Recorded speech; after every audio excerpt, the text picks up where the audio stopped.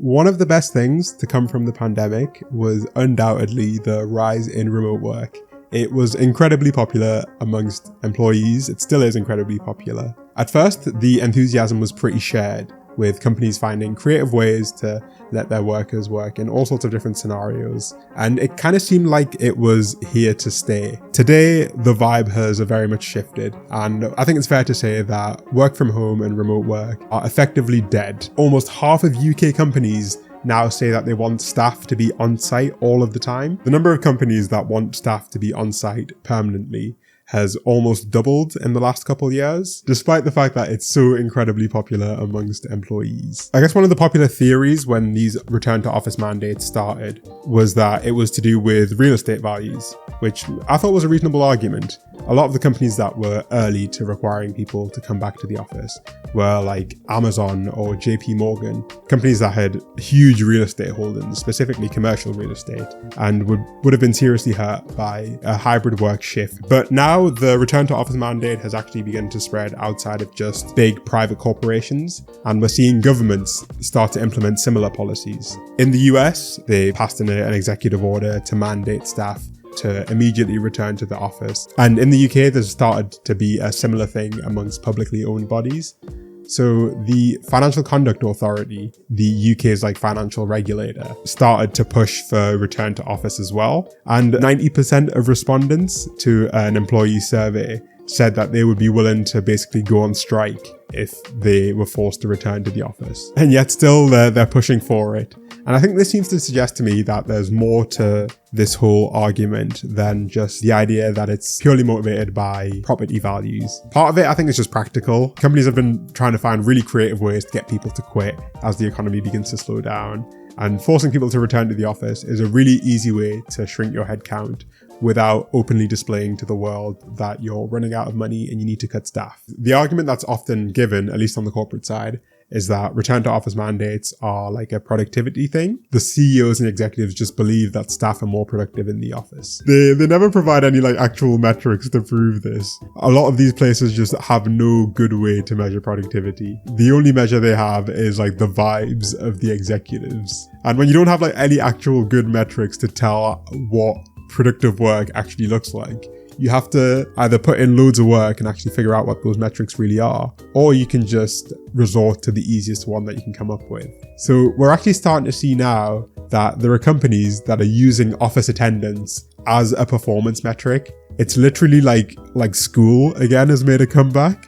Lloyds Banking Group, for example, is keeping a hybrid working policy, but will take into account the office attendance when awarding their bonuses. PwC UK has said that it will monitor attendance and send staff and their career coaches data on their location every month. This is literally treating staff as if they're actual children. In the absence of actual useful ways to assess how they're doing, people defer to the simplest thing that they can work with, which is a person physically present or not? This whole return to office thing is so poorly thought out that in some companies you have the opposite issue. They shrank real estate holdings over the pandemic and now don't physically have enough space to accommodate all of the staff that they want to have. Barclays, for example, has been sending 100 of its employees a day, seemingly, to a co-working space. Not even in their actual office. HSBC has a shortage of a few thousand desks, and they're now trying to find more space. A problem that wouldn't exist if they didn't force people to come back.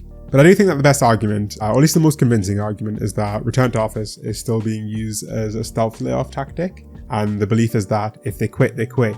And if they stay, we have increased control and visibility over their performance. It's a real shame that all of these companies were so pro-remote work just even a couple of years ago, but have instantly shifted the tide as soon as they were given permission to do so. Part of the big problem and part of the reason why so many of these companies were actually so pro-remote work was that it ended up becoming kind of a differentiator between the more progressive, forward-thinking companies and the ones that were stuck in the past. And it wasn't necessarily socially acceptable for a business to say that it was openly against remote work when all of the big players, which have a lot more leverage, were so pro-remote work. The big change that has happened in the last 2 years is that the big players have given permission effectively to the smaller players. When Amazon did its big return to office, that was a green light for the rest of the smaller players in that space to start forcing people to come back. And they didn't have to pretend that they were happy that their staff weren't in front of them. And when governments start to mandate return to office, that offers the green light to a whole wider range of companies to do the same. The fact that they can exhibit control over their workers has been something that they've clearly wanted to do for a while now, and they actually have permission to do so. What I do find interesting is that the return to office movement hasn't necessarily translated to the executive level. So I think Starbucks is an interesting case study, because this was one of those big companies that mandated the corporate staff to work from office 4 days a week. And their CEO, a guy called Brian Niccol, is what's called a super commuter, which basically means that he flies in from his private jet from another state every day to go to work. He commutes 1,000 miles from California to Seattle on a private jet, which is apparently fine. If you wondered why Starbucks coffee was $8 a piece, you have your answer here. But yeah, the change in vibe has actually been pretty intense. And there have been some little bits of the world that have been trying to enshrine these rights into law. Because obviously work from home and remote work is like ultra popular amongst employees. Over in Australia, in Victoria specifically, the Victorian government has been pushing to enshrine work from home rights into law. And this has like not gone down very well at all. The business community has been like kicking off and saying that giving employees a legal right to work from home would be a bridge too far, and that it would be akin to destroying the businesses. This is the vibe now, right? People want to work from home. People are begging for the option to work from home, but the powers that be are actually telling them that it's impossible. They weren't pushing necessarily for 5 days work from home. The law was to mandate companies to provide the option to all workers that can reasonably do so, to have the option to work 2 days a week from home. This is already the reality for like tons and tons of workers. However, to give up even that like little shred of control is seen as too much.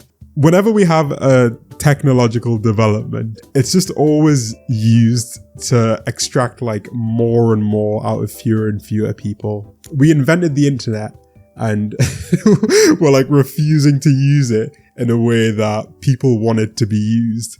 There's also been like a huge media push, right? Australia has like a large pro-business media lobby. And so they've also been publishing articles that are all trying to make this idea seem like it's terrible. So Sky News Australia is saying the main reason working from home sucks, it's not what you think. News.com.au's Aussie State's work from home stunt is torn apart. And these headlines are just completely at odds with what people say when you ask them if they want to work from home. The slow death of work from home, I think, has not necessarily been because businesses have changed their mind or are suddenly against work from home. I think it's a reflection of the fact that they were always against it and that they were forced to provide it as a competitive advantage more than anything else. But now that the big players have been like, yo, we're ending this work from home thing, all the other corporations are like, thank God we don't have to do this shit anymore. We can get them back and crack the whip. And there's really like very little good argument that a significant number of jobs couldn't be done remotely, and that the benefits wouldn't just benefit remote workers, but they would benefit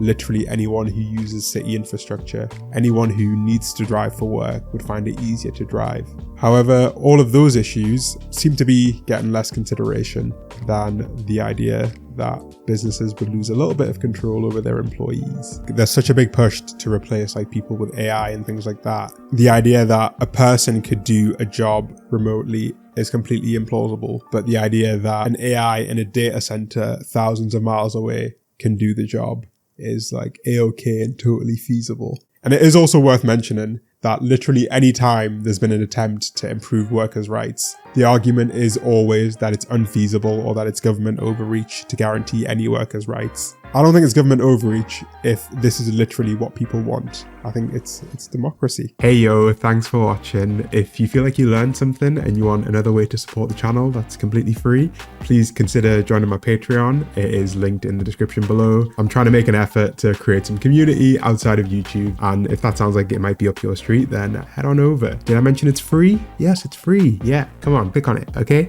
Love you. Bye-bye.